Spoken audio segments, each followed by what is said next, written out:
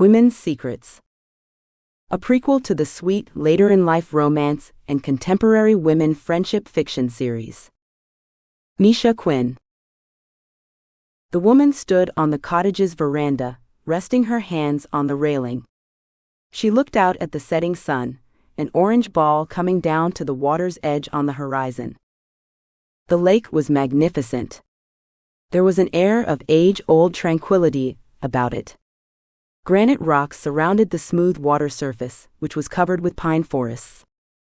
The silhouette of white sand beaches with boat piers could be seen in the distance. Behind the beaches and harbors, one could see the outlines of other buildings near the water, saunas, pavilions, and cottages.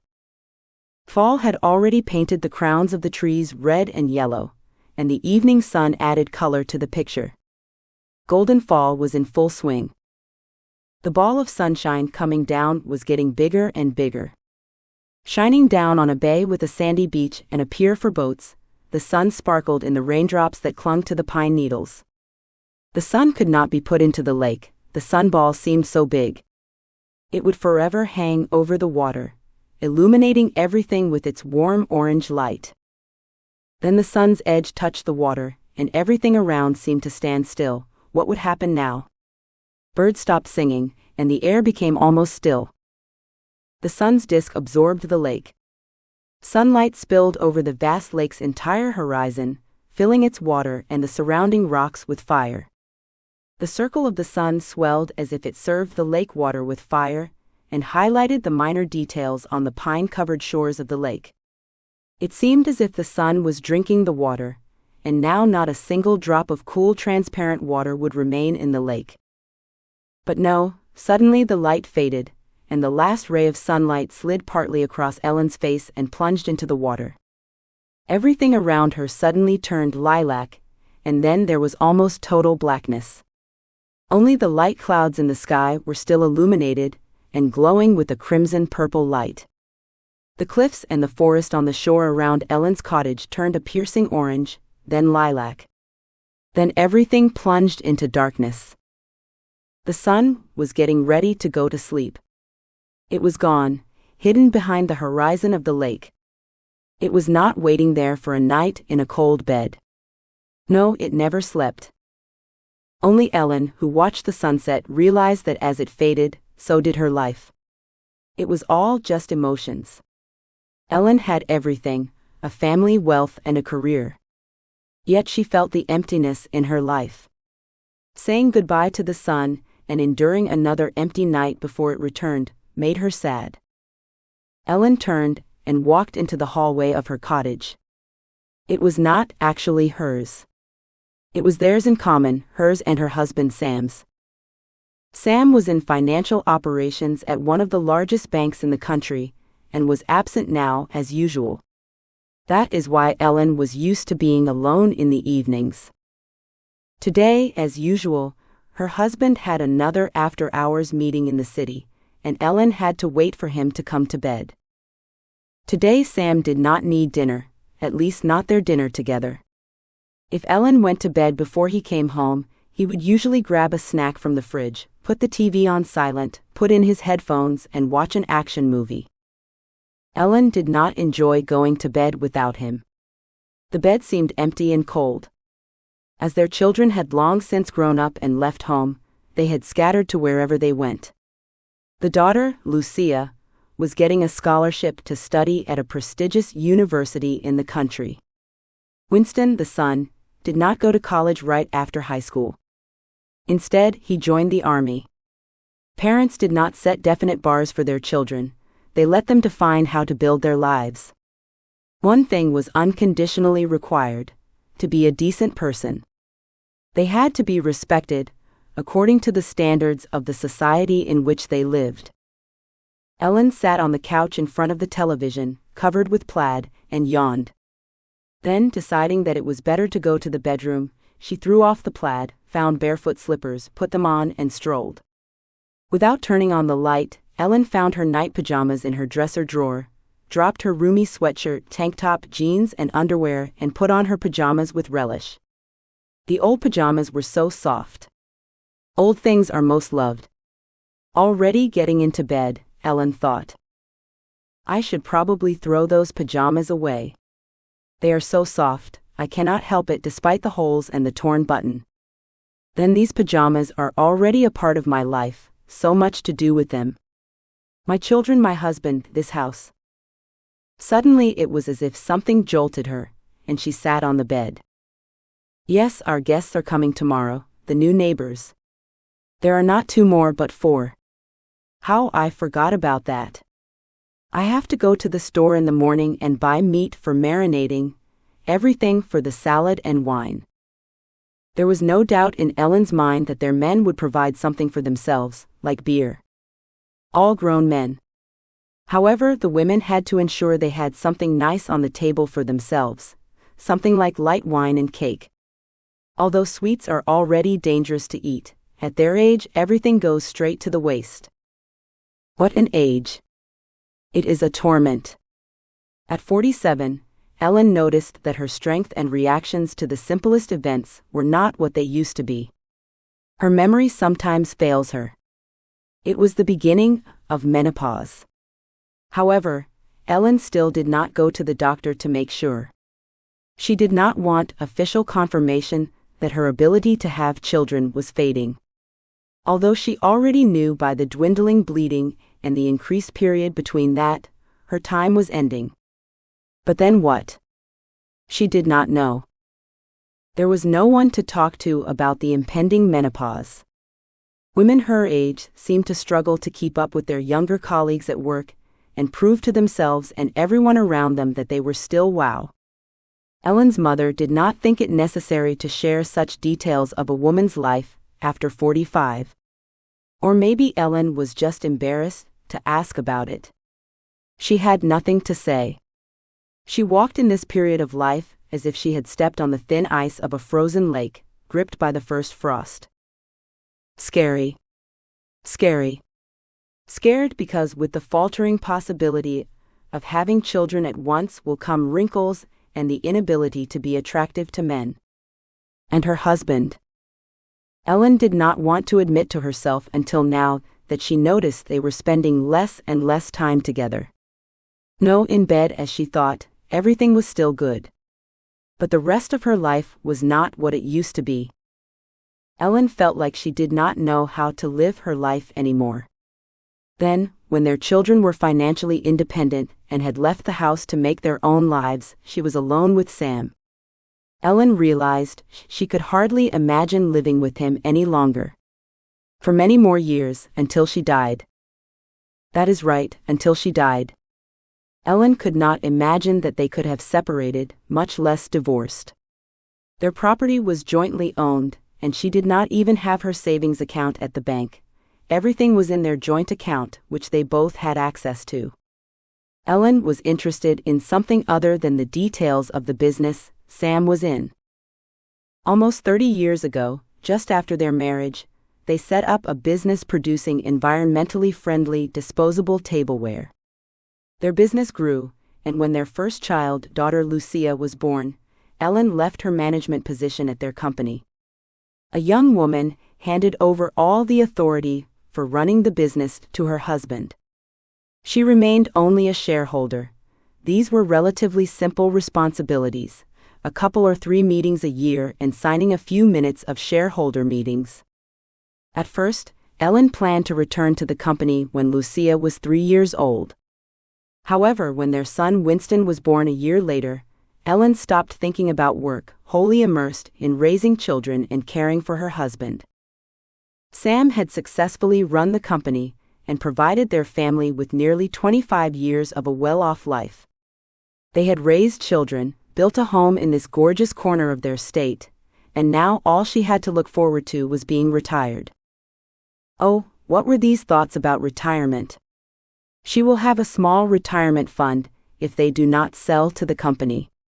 She left her job when their children were born. All hope is that if Sam wants to keep control of their company, he can continue to provide for their lives just as successfully. Otherwise? Ellen did not want to think about that now, and she shifted her thoughts to more pleasant things with an effort of will. Right now, she would only think about what would happen tomorrow. Ellen felt better after thinking about these things.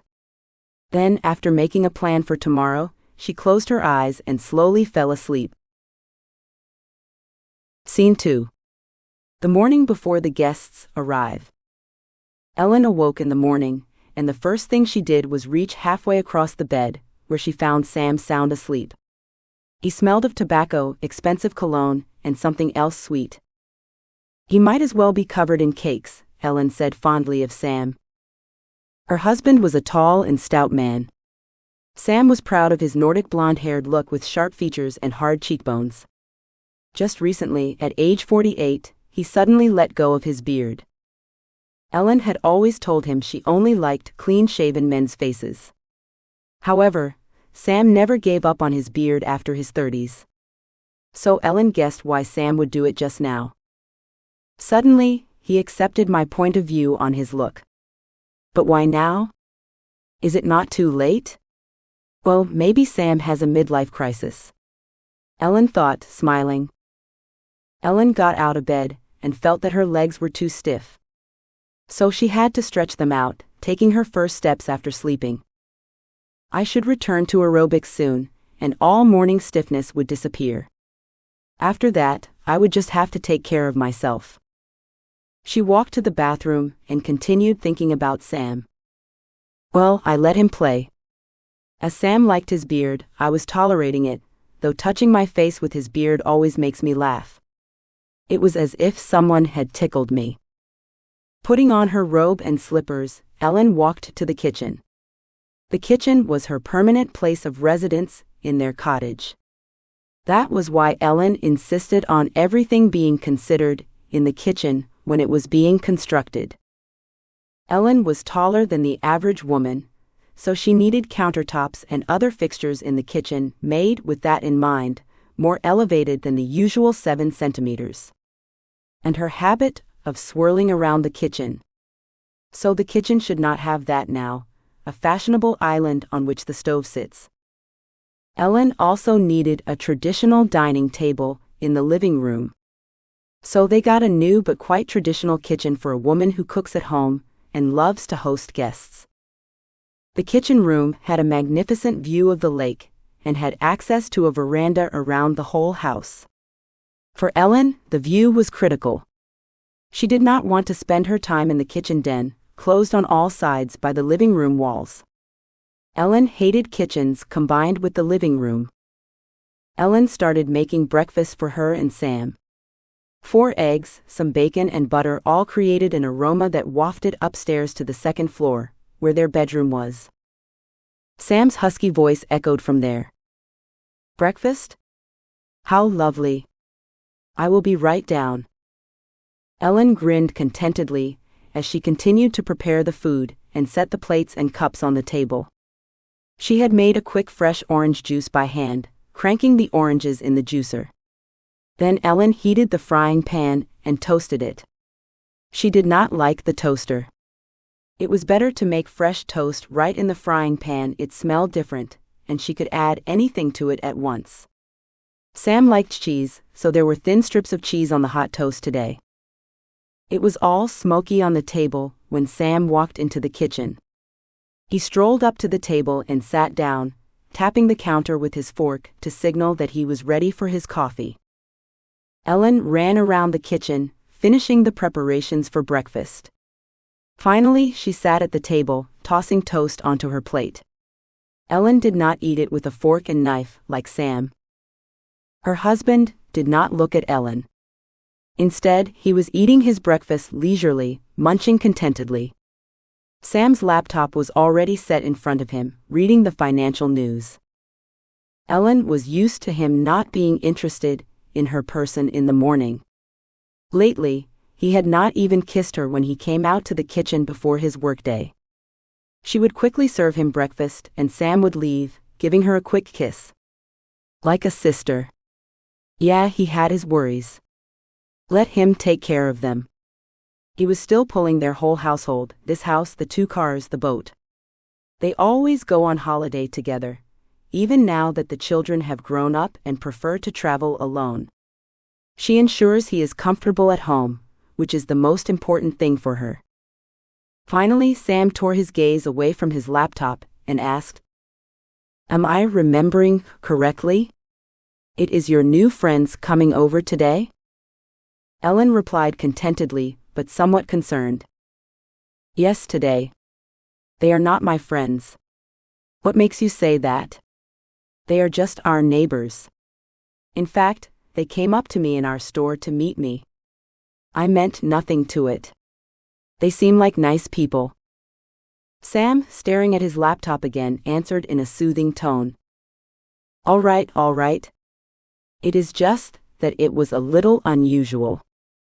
You do not socialize with anyone, you are a total introvert.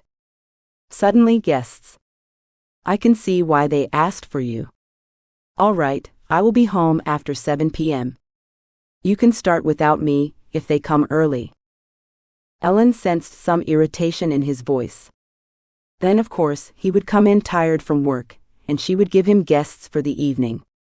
But no, inviting them on Saturday when they could sleep, and the next day when they could rest from the guests themselves. Ellen felt guilty, but she did not show it and answered.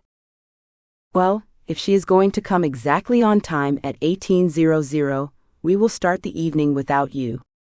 Come and make yourself at home. Sam caught a hint of sarcasm in her voice, and with a glance at Ellen answered conciliatorily. All right. I will try to get there early. Maybe we have some interesting people in the neighborhood. We should meet them. Ellen felt she had won the battle over what and how she could do for their family. Sam usually won, and all she had to do was obey.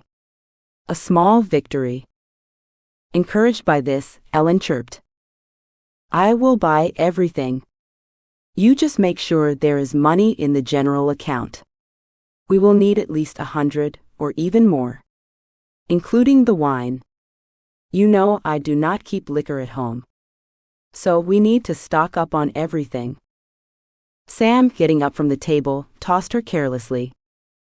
Okay, I will check in the afternoon. I am busy right now. I have to run off to work. Have a good day, dear. He walked to his office, grabbed his bag and laptop, and then went into the hallway to get dressed to leave the house. Ellen heard his parting bye, but did not go to see him off. Some irritation prevented her from doing so. She did not understand what was going on with her. I am probably tired of Sam's patronizing tone about money. I can check the balance in our joint account herself, but I had passed it on to him and gotten the comeuppance that he did not have time to do it. She guessed it was her fault for her irritation. Sam stated that he did not have time for her request. There was nothing about it that made her so annoyed. Ellen put the dishes in the dishwasher, turned them on, and went to change for the grocery trip. Scene 3. Guests and their stories.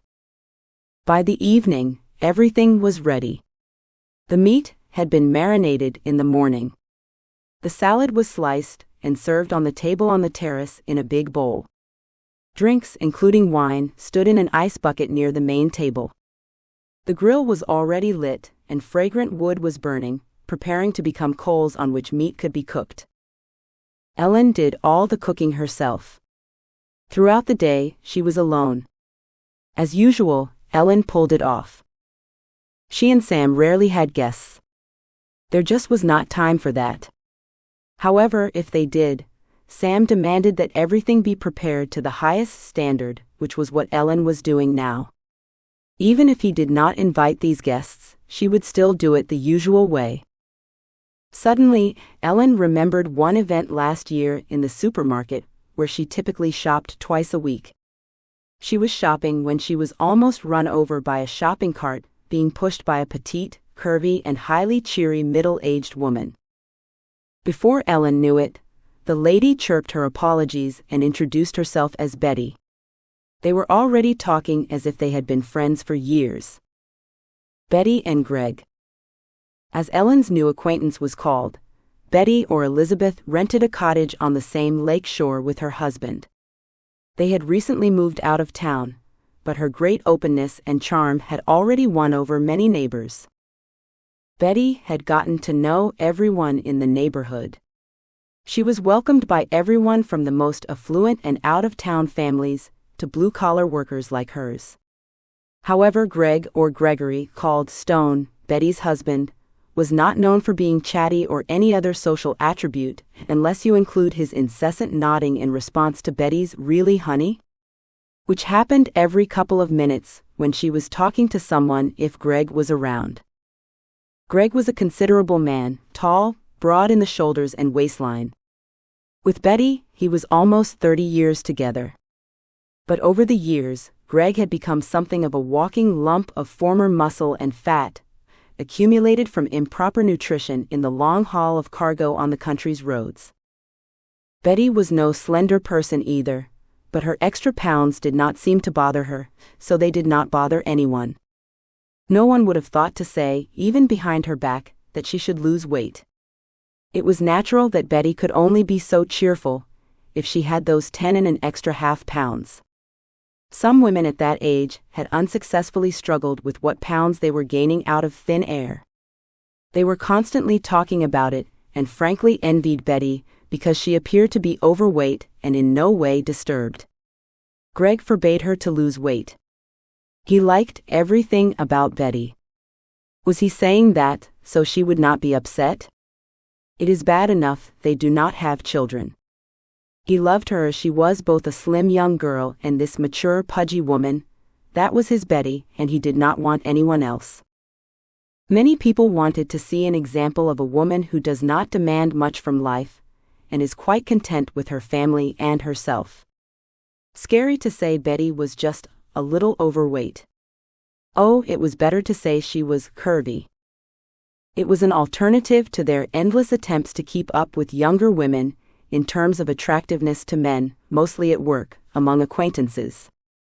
Instead, they needed to work out and keep track of every bit of at least somewhat tasty and familiar food that needed to be put in their mouths. The phrase, "I am on a diet," among women under 50 sounded like an admission of their helplessness before nature. They can do nothing with changes in their bodies and life. For many people, more was needed to maintain the same weight or to reduce it to the desired level. Those who remained slim sometimes confessed that it would be better to be plumper but a little happier. Probably, some effortlessly kept their weight as it was before the approaching menopause. Still, there were a few of them. Ellen was one of those who constantly struggled with the extra pounds creeping up her waist and forearms. To her, Betty's example was like a life-giving spring of water in the desert. How easily Betty embraced many other features of their age also captivated many. So Betty and her silent husband Greg were welcome guests at Ellen and Sam's house. Sam, however, did not care for noisy Betty. He preferred the company of Greg, who could sit with him for hours on the veranda in wide, comfortable chairs, drinking beer and talking to Sam about fishing and cars. Simple masculine pleasures. Discussing other aspects of life, women, children, and politics needed to be added to their list of conversations. Greg was interested in something other than his profession and fishing. He and Betty had no children. Lori and Daniel. The second couple invited to the evening was Loretta, or Lori, and her husband Daniel. They were a special couple, a family of writers that many would consider an honor to invite into their home. Lori was noticeably younger than he was. Well, the famous writer was Daniel. He had succeeded in his 60s, releasing one detective novel after another, gradually gaining international recognition. One of them was even used to make a blockbuster movie in Hollywood. Everyone was interested in talking to Daniel, and Lori was only an appendix to her famous husband. She was also a writer, but she had never broken into the market with her works of women's literature. Therefore, she treated herself as an appendix to Daniel. Lori herself, however, seemed to demand something other than otherwise. She was short, but her oversized, old-fashioned glasses with incredible diopters made her look like a little old lady. In addition, the baggy gray clothes, the lace collars and the cuffs made her look like a junior high school teacher in the 50s. Lori was only 45 years old. Lori and Daniel had 2 daughters, Anna and Katya, who were still living with their parents in the cottage their parents owned on this lake. The girls were suffering because it was difficult for them to get into town and have fun. Both had recently graduated from high school and were looking forward to college, so they had to suffer in their parents' home environment. Their dad worked from his office and could not be bothered. The mother was too deep into their affairs and seemed to decide all their matters. The girls so wanted their daddy to come out suddenly of his office and say, "Let us go to the lake and take a boat ride." However, this did not happen. Instead, the girls spent their free time running through the woods around their cottage, standing in huts and imagining that a handsome prince would take them to a beautiful country. Lori had to deal with her daughters, ensuring the house was always quiet. She tried shushing the girls if they got too flirty or rowdy to see who wore those jeans today. The daughters were yearlings, and at the ages of 19 and 18, both wore the same size clothes. They also had the same foot size. This led to continual debates about who owned specific pairs of pants or sneakers, and who may wear those items. Usually the older one, Anna, won, but it was difficult for her. Lori divided her time between caring for her husband, daughters, and home, and the rest of her time, mostly at night, when Daniel was asleep in her novels. Lori deliberately hid behind the image of an unassuming old lady, so those around her would demand nothing else from her. She married Daniel when he was not yet famous, and their lives were reasonably balanced mentally and financially. Both earned minors. Lori worked in a daycare center as a kindergarten teacher, and while Daniel promoted his career as a professional writer, her small but regular income provided their basic needs: food, rent, and gasoline. Daniel made articles for magazines to earn money and wrote his detective stories in his spare time. The cash from article sales came in irregularly, so the family paid expenses from it, which could be done less than once a month, like buying an old car. Later, as Daniel became famous, Lori withdrew into the shadow of her famous husband. She lived on his money, leaving her job at the nursery about 5 years ago. Lori continued to write literary works for women in secret from her husband. She unsuccessfully offered them to publishers all over the country. Lori wanted to avoid talking about her work. In recent years, all their old acquaintances asked for anything.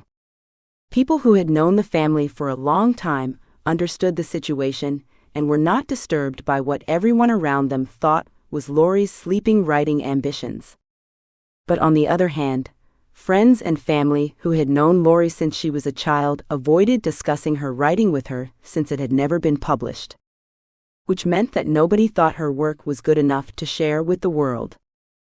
These were the guests whom Ellen and Sam were expecting this time at their home. When Ellen and Sam discussed whom they would invite to the grill this time, they both decided that everyone was free to choose one couple from the people they knew. Sam chose Daniel and Lori. He chose Daniel. Lori, of course, was going as an appendix to her husband. So, Ellen was forced to accept her company. However, after almost 2 years of knowing the couple, she still did not know how or what topics to talk about with the silent Lori, who seemed to distance herself from all the issues that women usually talked about: children, weather, food, fashion, or cosmetics. Ellen chose Betty and Greg because her husband had decided that smart-ass Daniel to keep him company, and he had given her the silent Lori. Betty was sure to create a relaxed, noisy atmosphere for the evening, and Lori's reticence would be smoothed out. Ellen, the dinner hostess, would have nothing to worry about regarding conversation topics with the guests, since Betty would handle all of that for her. Betty had something to speak about with everyone, and now it would be funny to see her rub it in Lori's face and attempt to persuade her to open up. These women still needed to meet. At least Ellen had not heard Betty mention Lori or her husband even once. With Betty, Ellen felt as if they had been friends for 100 years. This was undeniable because of Betty's easygoing nature and warm manner of communication. Ellen set the table on the veranda, laying the linen tablecloth and setting the plates, which would be safe to break if the men had too much to drink. Ellen and Sam did not use disposable dishes. It was better to wash plates than to ruin them, and then minor nature with disposables. Living in the cottage has revealed that there is trash that can be recycled. Anything here can be burned or go into compost for the garden. There is trash that needs to be thrown away, all that plastic packaging, plastic bags, and other parts of product packaging. Metal trash only came up occasionally when you had to replace the next pan that had lost its plastic non-stick coating. Ellen remembered when a single plain metal frying pan lasted 20 or 30 years, just like pots. There was almost no metal waste in households, unless a piece of iron in the barn would crumble from rust. As a result, Ellen was prepared to keep everything off the table after the guests had left it in a bag, as if they had disposable dishes. Still, she was ready to carry all those plates, knives, and forks and put them in the dishwasher. Well, with this task, Sam was unlikely to help her. Instead, he was planning to have a beer with Greg, and with his acquiescence, then have a high talk with Daniel. Ellen went out onto the terrace once more.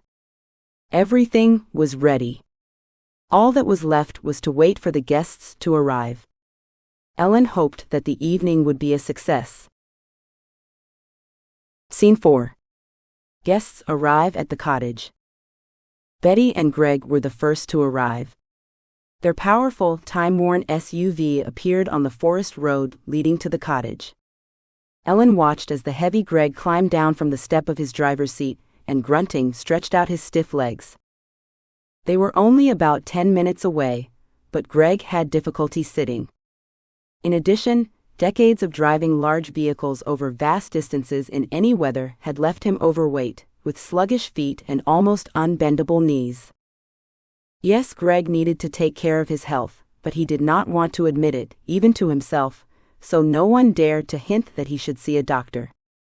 Also, everyone thought that if Betty, Greg's wife, was happy with everything, it was none of their business to pry into the couple's private affairs. However, Greg looked like many people of his age in his profession. Forced immobility, like sitting for hours in the same position, was wearing out his legs and back. The exercise was something other than what he was used to. He thought his sturdy body would last him a lifetime. But nature does not tolerate immobility, and his knees slowly gave way under the pressure of the enormous weight. Ellen walked down from the terrace to the front lawn and stood staring at Greg, who was slowly circling the SUV, heading for the passenger door, and thinking, "Yeah, Greg's given up more lately that we have not seen them. His face is puffy, his stomach is bulging forward. He can barely walk. He needs his knees checked." Greg walked around the car and went to the passenger door, opening it. A curvy woman jumped out of the car, splashed her arms when she saw Ellen, and rushed to her, spreading her arms in greeting. Ellen went to meet her, and they hugged each other. Betty kissed Ellen on both cheeks in French, and in a high-pitched voice asked questions. "Good afternoon, darling. How are you? How is Sam?" Ellen, who was noticeably taller than Betty was, hugged her around the waist a little patronizingly, bowed her head, and smiling replied, drawing her friend away to the terrace. "It is okay. It is all as usual. That is good, is not it? How are you and Greg? Is everything all right?" Betty, smiling broadly, nodded her head. "It is all right, as usual. Nothing new, and that is good too." Greg approached, extending his massive hand with a shovel for a handshake to Ellen. Ellen carefully took his hand and shook it with both hands. In a way that made him feel it was not worth greeting her in a masculine way. She would not stand for such a thing, though she was not a weak-willed woman. Ellen did not understand how Betty was coping with this pile of muscle and fat that Greg had turned into. If Sam were like that, she would show him the way to the gym. Well, every couple deals with their problems in their way if they have any. However, to Betty, her vast, clumsy husband was all she wanted out of married life. The friends went into the kitchen, and to Betty's chattering about this and that, busied themselves preparing drinks. A couple of bottles of good dry wine, fruit and rum for the punch and fruit for the sweet salad for dessert, were all they had to serve. Ellen, of course, had also made the cake, but it did not need to be made somehow else. All that was left was to put it on the table and eat it. The wives sometimes gaze out the window toward the terrace, where Sam and Greg relax with a cold beer. It looked as if it could not get any better than this.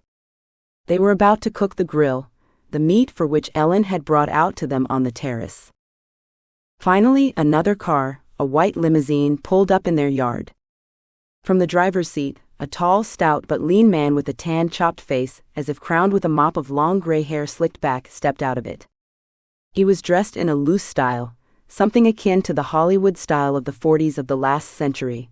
Loose trousers, a loose linen jacket, a leather belt of natural tan leather color, the same color, and high-quality reddish boots.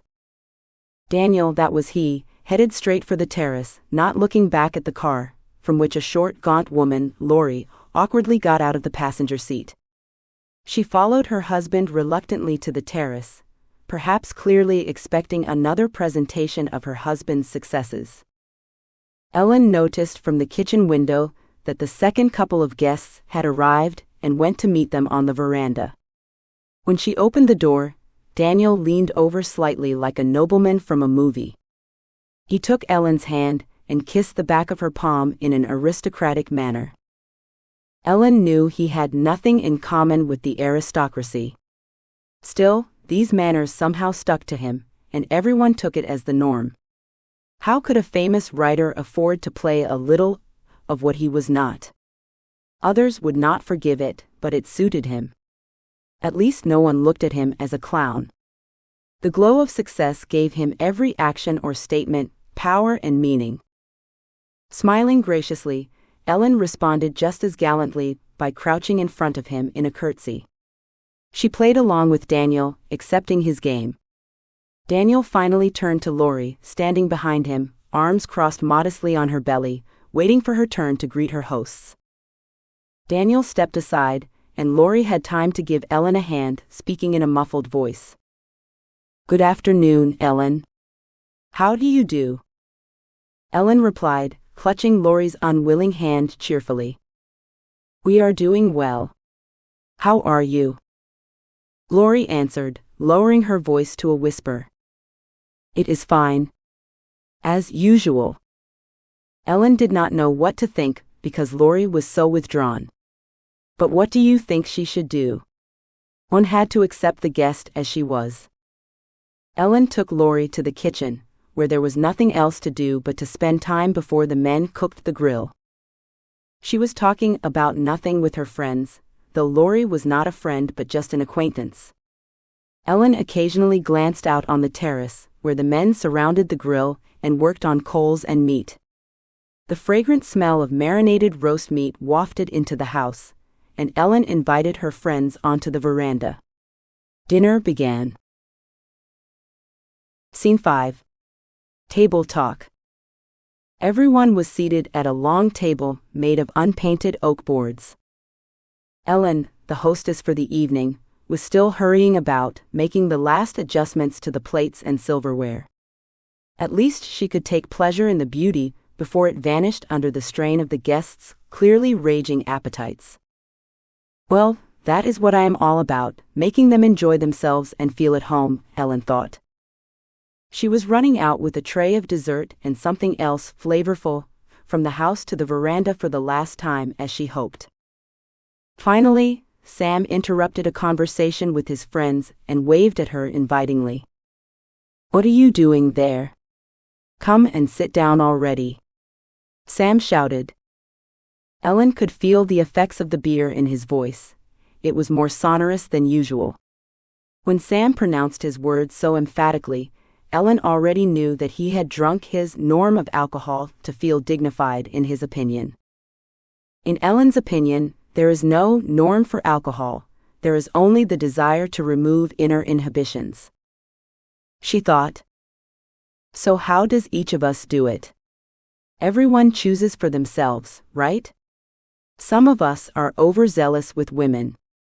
Some women desperately flirt with men, just like that. A little alcohol, and you are doing well. When everything remains the same, you are still the same. You just feel that other people's opinions do not exist for you. Ellen looked at her husband and did not notice that Betty was already rubbing Lori with questions.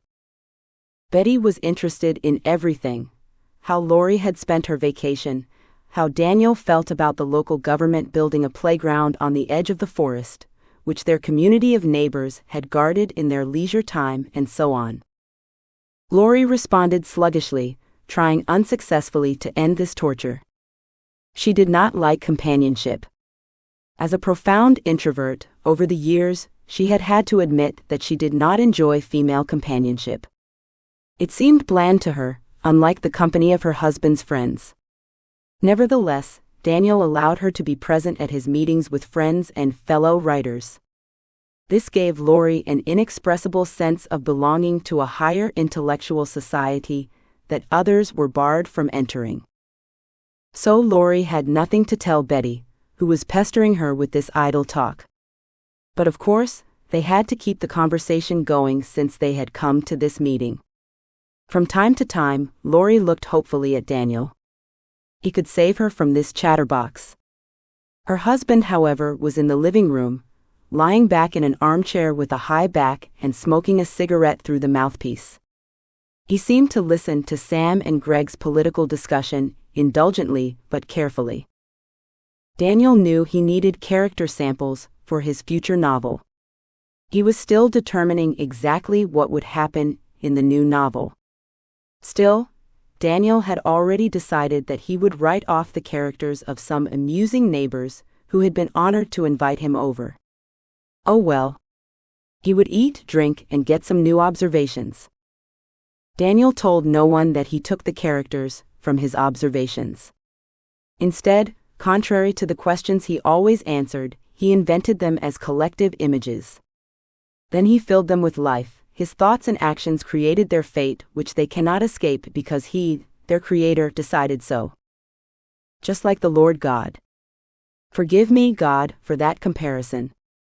But sometimes I get such thoughts that all I have to do is ask for forgiveness. So, Daniel thought as he wiggled one leg over the other and sipped his beer while waiting for the grilled, flavorful meat to arrive. The talkers were divided into two groups, men and women. This was no surprise to Ellen. She was used to dealing with the female portion of the guests, though she felt the men always led the most interesting conversations. Ellen finally noticed that Lori was desperately trying to finish Betty's inquiries, and came to her aid. "Betty dear, tell us how you spent your vacation," she asked, leaning interestedly over to Betty, who just blossomed at the fact that someone was finally interested in her life. "Oh, we have been to Spain," she exclaimed, throwing her arms so wide above her head that it was clear how much this trip meant to her. Ellen knew Betty had never been out of their country before. They, ordinary working people, had gotten away for once on vacation over the ocean, which thrilled Betty. So now she had something to remember. To share pictures of the white sand beach, palm tree-lined boulevards. Betty could not say why the palm trees were there. Maybe they were there simply because of the island's closeness to Africa, and the endless local delicacy, paella. Apart from paella and snacks traditionally offered to all tourists in this region, they could only try something. Lori was suddenly interested in Betty's story about Spain, and asked, "What museums have you visited? Have you been to the Salvador Dali Museum?" Betty paused her story and replied, puzzled.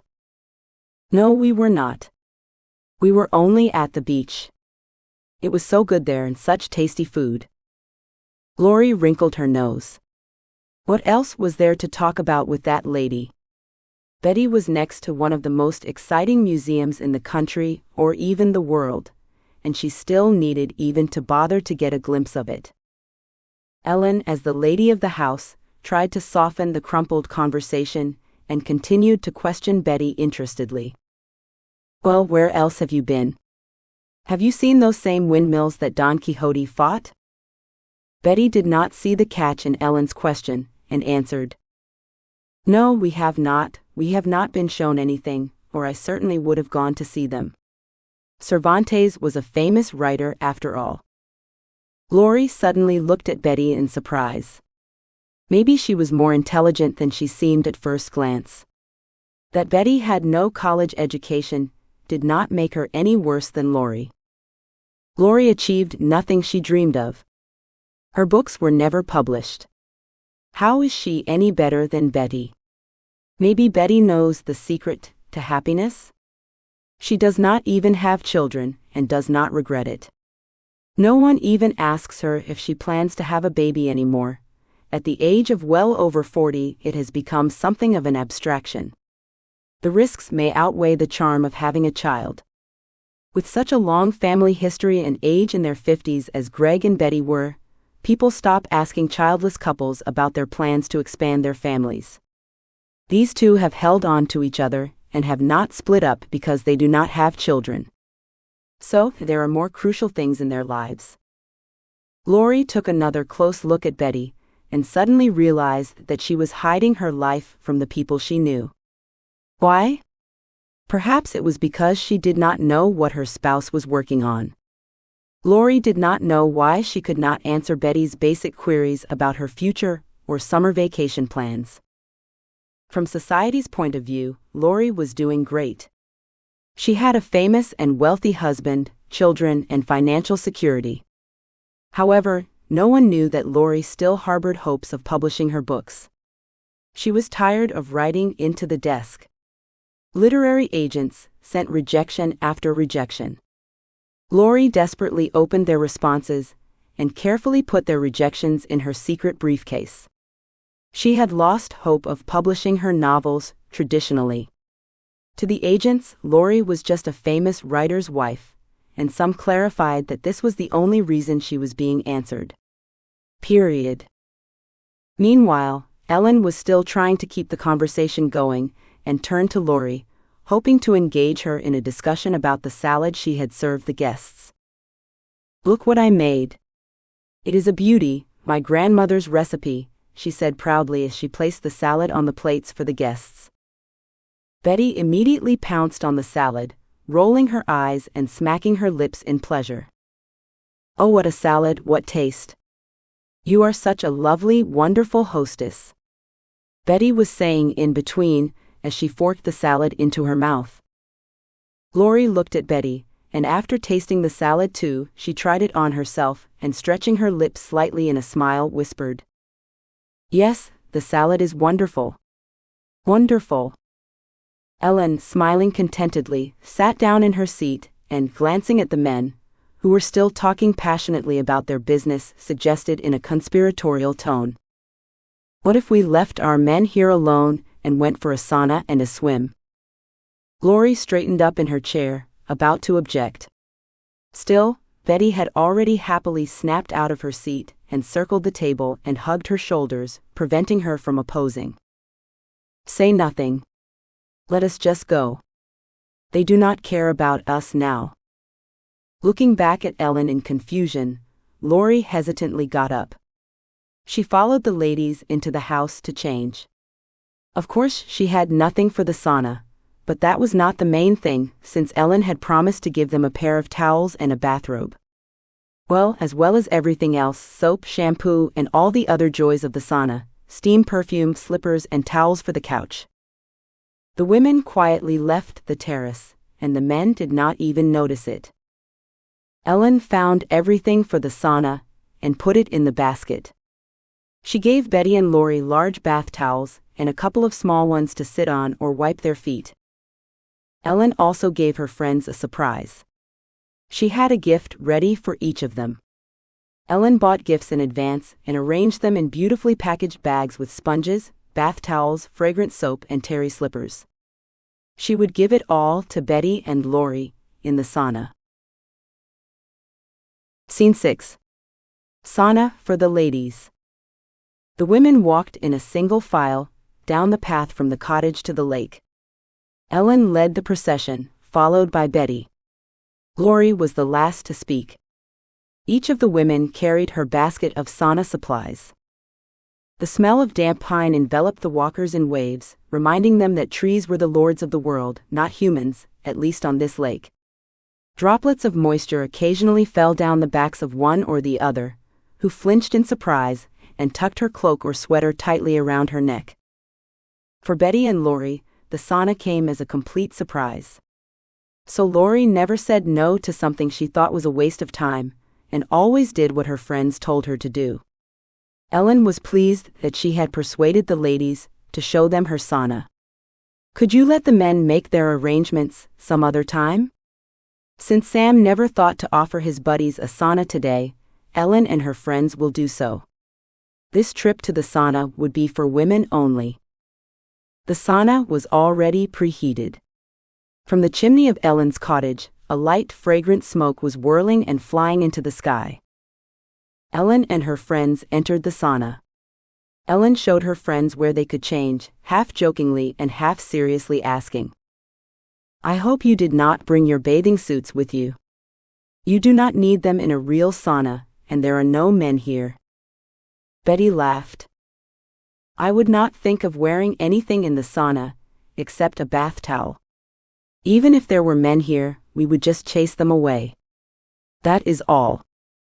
Lori answered nothing, looking for a spot in the sauna's corner anteroom so no one would notice her slightly flabby tummy with stretch marks from 2 pregnancies. She thought, how is Betty not ashamed of her big belly? And her breasts that look more like 2 melons? Lori glanced at her reflection in the large mirror. Gaunt, yes, trim, no. I have got to do something about myself, but when, she thought. She devoted all her time to Daniel. And he did not seem to care what Lori looked like without her clothes. But her feelings had faded over the years of their life together. So now she was just Daniel's friend and a servant. Such thoughts raced through Lori's mind.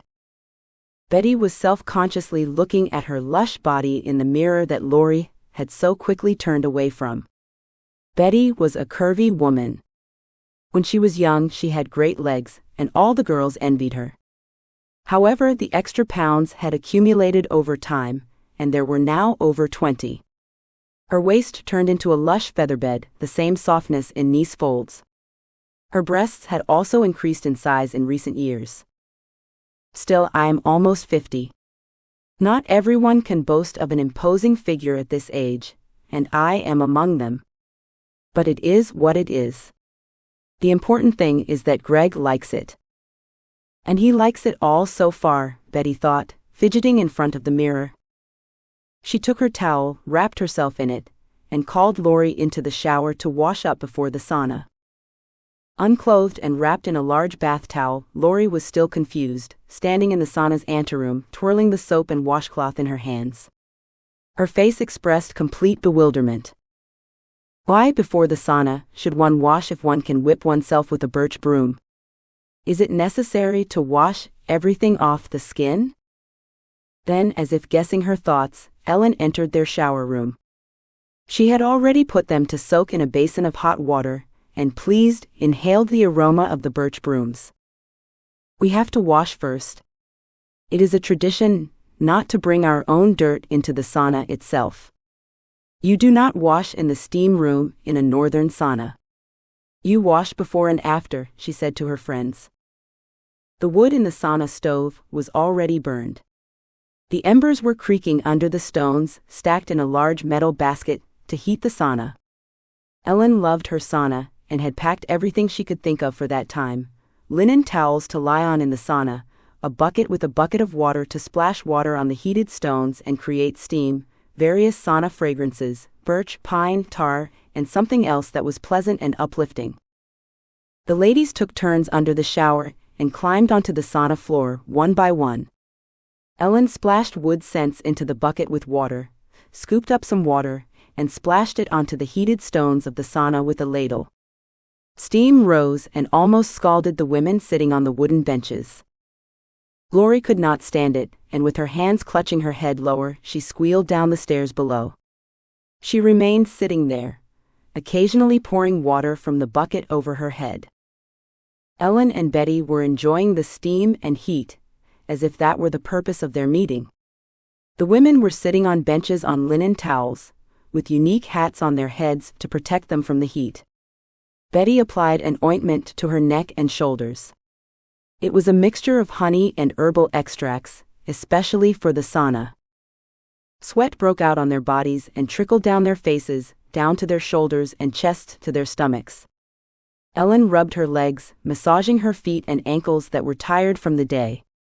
Despite her age, she still had straight, slender, and well-proportioned legs. Ellen was proud of them, but lately she had had some pain in her feet, stopped wearing stiff, high-heeled shoes and started wearing comfortable sneakers. The good thing was that she no longer had to go to the office for work and try to distinguish herself there with fashionable clothes. Betty, rubbing her shoulders with sauna honey, playfully slapped the lower-sitting Lori on the bare back with her palm and asked, "So, do you like it?" Lori, turning around, covered her chest lightly with her hand and replied, "I like it. It is very good. Only I cannot take it anymore. I need to go out to cool off." She got up carefully and walked out of the sauna, closing the door to the steam room behind her. Lori went under the shower and turned it on full power to the cold. The jet of water hit her, blasting her cold, and Lori squealed again, but now with delight. She wanted to scream at the top of her lungs, since the sudden temperature change was shocking. But here she was, just with her friends. Lori now could do anything: scream with delight, complain. Complain? About what? Lori stepped out from under the shower, a little taken aback at the thought of complaining about her life. There may be something she should tell her friends. Something she would keep secret until now. Betty came out of the steam room, followed by Ellen. However, they did not go under the shower, and barefoot, bouncing on the pebbles of the path, they ran screaming to the lake, which was 10 yards from the sauna. The women ran to a wooden jetty with a railing and steps leading directly into the water. Holding on to the railing, Ellen was the first to enter the lake. As her feet touched the chilly water, there was a groan over the lake, and then, with a splash, she jumped into the water. Betty followed, squealing with anticipation of the chilly water. Betty immediately dove headlong into the water and tried to swim away from the dock, but Ellen called out to her, "Wait, do not swim back." Betty obeyed, went back, pulled herself up by the railing and climbed out of the water. Ellen followed her. Lori was already walking toward them, carrying a bundle of thick terrycloth robes. Ellen, bouncing on her toes from the cold, almost snatched one robe from her hands and wrapped herself in it. Betty took her robe and tried to cover herself, but she failed. It was a little too tight for her, and her bulky body did not fit into it, so she did not have enough fabric to wrap herself in it. That did not embarrass Betty, and squealing happily, she quickly tied the robe around her waist with a belt, grabbed her friends by the arms and dragged them back to the sauna cabin. The women entered the pre-bathroom of the sauna, and went back into the shower and then into the sauna. They repeated a couple more times, after which Betty reduced their activity and became more relaxed. The day turned smoothly into the evening, and the women did not notice how dark it got. Their friends, who did not suffer from a lack of female companionship, slipped their minds entirely, and they never thought to see what their spouses were up to. That was a good thing. Sometimes in life, when even the best life partner is not needed around. This was one of those moments for each of them. Time for yourself. After their last run to the lake to take a dip in the chilly water, Betty and Ellen were full of energy. Lori had had enough of a shower. She had not wanted to jump in the icy water, which she had actively disliked since she was a little girl. Yet even that contrast gave her strength and vigor. Scene 7. Secrets. Lori's secret. When they had finished their post-sauna toilet, combed and dried their hair, applied all kinds of creams to their bodies, which Ellen had offered them, giving each of them a surprise package of skincare products from a famous cosmetic brand, and looked at their reddened faces in the mirror, Lori suddenly said something relatively mundane.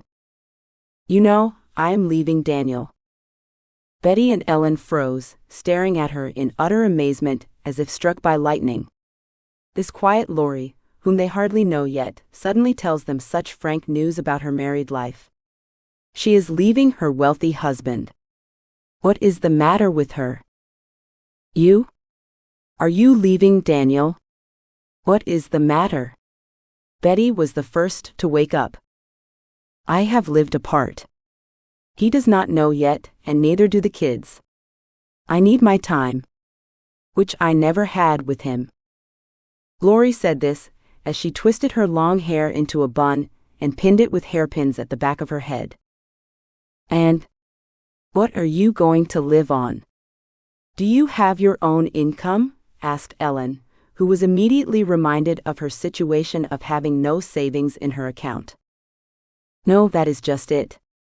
That is why I am thinking of renting just one room in a cottage nearby and working in it, and that is how I hope to continue to make a living. Work in a room? What are you going to do there? Betty's voice still sounded full of unconcealed surprise. I will write my book. A book I should have written years ago, but never found the time. I write all the time, but no one accepts my manuscripts.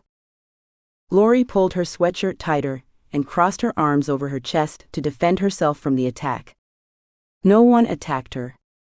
Ellen stood up, walked over to Lori, took her by the shoulders, and looked her warmly in the eyes, forcing her to look away from the floor. Lori, if that is what you have to decide, just do it. It is not for us to judge whether you and Daniel are good or bad. We each have. Here Ellen hesitated. Her gaze went as if inside herself for a moment, but she continued. I have my own problems too, and I need to deal with them. If you need your privacy, why do not you stay in our cottage, the one for guests? And there is no charge.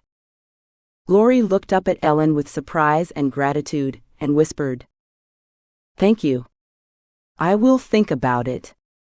It might be the only thing I can afford until the book is published. I have no savings of my own. Daniel has all the money, and if I tell him I want to live apart, he will probably get furious. So, I will not get any money from him. Lori continued. Ellen, thank you again, but do you realize Daniel could somehow influence your husband? And this will turn into a problem for both you and me. Ellen answered firmly. I have rights in our family after all. At least I think so, she said, smiling, though a shadow of doubt flitted across her face. Ellen shook her head stubbornly and continued. Do not hesitate. First, of course, I must talk to Sam and explain the situation to him. If that is okay with you. I cannot promise that Sam will tell no one anything after that.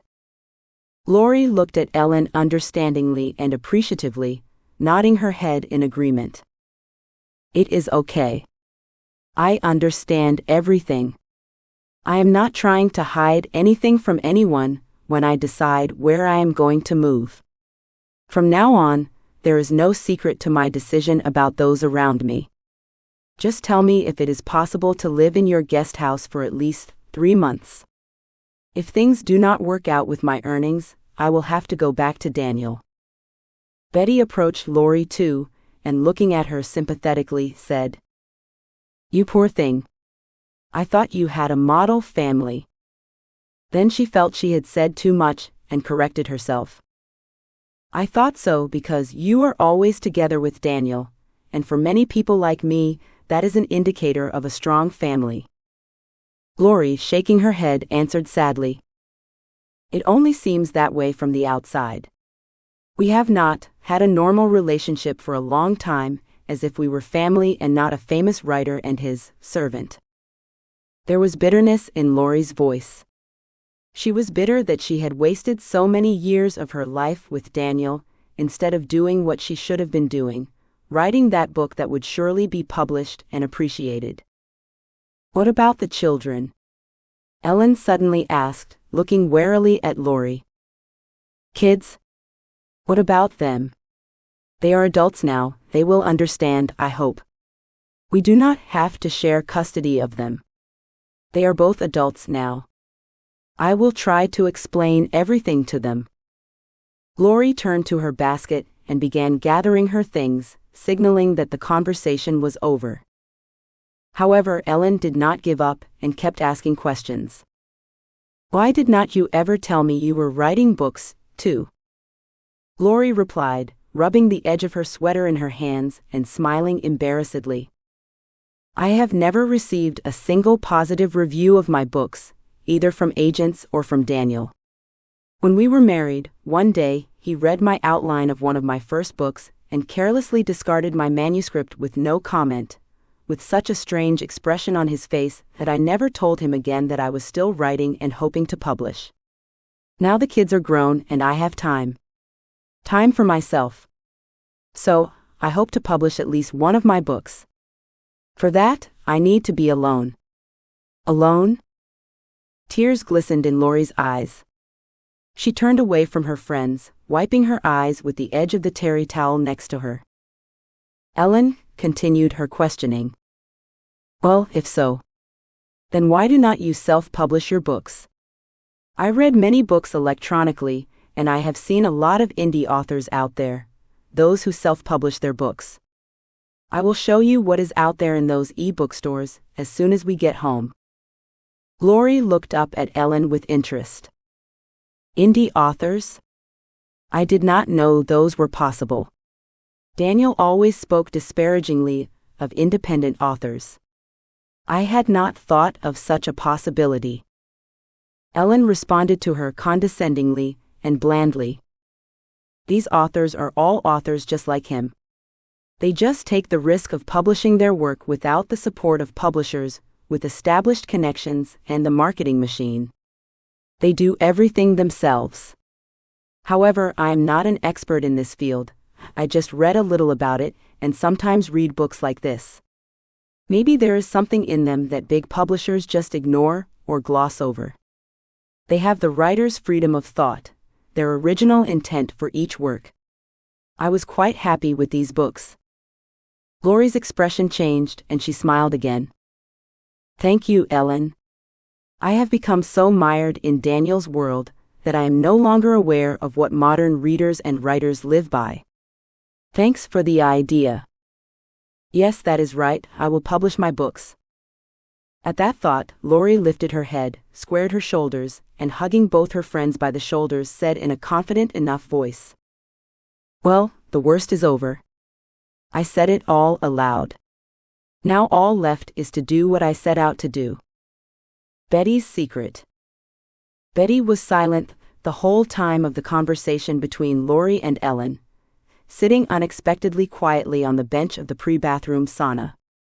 She suddenly felt that she had nothing to desire but a child. But that had just happened now, and probably would not happen again. Why did she and Greg not even adopt? Why?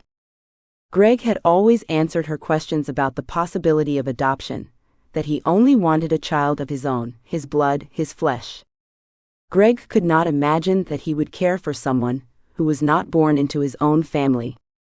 No matter how much Betty talked about it, she could not get over her mindset toward Greg. Just like that, they were alone, not counting their dogs. Then, of course, the dogs had to be taken care of, which drowned out the maternal instinct that was screaming in Betty's soul that she would never feel the joy of being a mother. However, Betty never thought that she would leave Greg because of this, or that he would leave her, and they would rush out to find someone who could give them a complete family. They merged so much in this life that nothing separated them. Nothing. Betty had recently taken the drastic step of going to the doctor. She had read an article that said that sometimes women could still give birth to a child before they were 50. Such cases were known, and she lived in desperate hope she would be the one to conceive and bear a child, even though she was well into her 40s. Betty, seeing that Lori and Ellen's conversation was over, said disappointingly, "You know, I as well. The ladies turned to her in surprise. "No, it cannot be." "And you too," exclaimed Lori, as if in despair, flailing her arms and then dropping them helplessly into her lap with her palms up, as if she would have given up and could stand nothing else that got on her nerves. Betty hurried to reassure her friends. No, I'm fine." "Well, fine in Greg's mind. You know I have disagreed with my husband about children. Rather, the lack thereof in our lives. So, I have had a checkup at the medical center that can give me definitive results about whether I can have a baby." Exactly me. Greg had never agreed to be tested and find out which one of us is the reason we do not have children after all. I am tired of blaming myself. Somehow I feel like I am the cause, and it is getting worse every year. Wow, now I understand. Betty, you are doing great. Ellen exclaimed, in no way expecting anything like this from Betty. I did not expect you to be so determined, really. What does your husband think? Betty lowered her eyes to the floor, which was unusual for her, and answered quietly. He thinks nothing. He does not know. He has never agreed to be tested, to see if he can have children. Never, no matter how much I asked him. Now my time is running out, and he does not want to change anything in our lives. And I wanted a baby so badly. All those years of me and him and he. It is as if he did not care. I let it go. I could find no one better to marry than him. Now I realize that time is running out, and we do not have the money for artificial insemination or adoption. Now I just want to find out which one of us had the problem that caused us to not have children. I am tired of feeling guilty about it, and helpless. Betty curled up on the bench, covered her face with her hands, and sobbed aloud. Her friends rushed over to her. Ellen sat beside her and just stroked Betty's damp curly hair. Lori crouched on the other side, put her arms around Betty's shoulders, and cradled her like a baby. Betty's sobs subsided little by little. Her shoulders were no longer shaking. Instead, she lifted her flushed face and rubbed the redness around her eyes with her palms like a little girl. For her, whom everyone thought was the epitome of cheerfulness and optimism, the absence of children had reached a critical point. Betty finally seemed to have recovered from her outburst of emotion and tried to make a joke in a more normal way for her chipper tone. Well, did I scare you? It is not my style to cry like that. I am lucky to cry like this in front of you. Greg does not get it, he only wants me the way I always am, cheerful. This is all he cares about. Maybe that is what this is all about. Why did not he ever want to adopt? Lori said, thoughtfully. You know, maybe he is afraid that all your attention will be devoted to your new deity, your baby. He will be left out. You know, my husband has also repeatedly shown jealousy toward our children. Now, after many years, I can say this with absolute certainty. He was jealous and demanded my attention, almost inseparable from him.